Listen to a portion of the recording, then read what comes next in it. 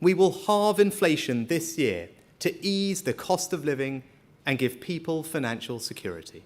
That was UK Prime Minister Rishi Sunak at the beginning of the year, pledging to cut inflation in half, which at that time was 10.5%. Inflation has since fallen to 8.7%, which is good, but experts and officials are more interested in something else, core inflation, which has actually risen since the start of the year. What's behind that rise, and what does it mean for Rishi Sunak's big pledge? First, it's important to understand the difference between core inflation and headline inflation. Headline inflation is the classic benchmark for consumer prices.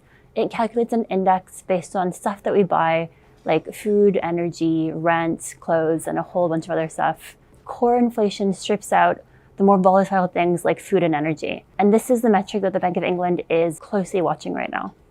UK headline inflation is falling, but at a slower pace than other major economies. It's still twice as high as in the US. The UK's core inflation, meanwhile, is travelling in the opposite direction.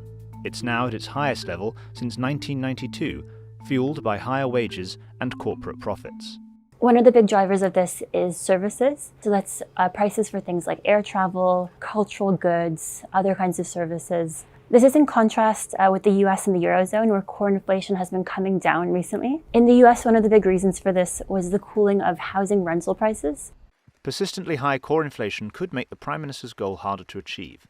The Treasury Chief says the target of around 5% inflation is still possible, but it won't be easy. I think the sweet spot for the UK economy in terms of our long-term competitiveness is if we can do the best of what European countries do in terms of investment in skills, investment in infrastructure, but have that US dynamism, innovation spark. Hunt's desired sweet spot will in part depend on if that core inflation rate can start to follow the US and Eurozone in a downward direction. The government is supported in its efforts by the Bank of England. The central bank sees raising interest rates as its best tool to bring inflation down to its own 2% target. It has been raising the rate since the end of 2021. This makes borrowing more expensive, which leads to people having less money to spend, which lowers demand on goods and ultimately slows prices. Central banks have had a really difficult job recently. They've been trying to tame inflation with interest rates being their main tool, but they also have to try to raise interest rates without damaging the economy too severely. So it's about finding this delicate balancing act. In the US, we've seen the Fed pause interest rates while it's assessing the impact of its latest hikes.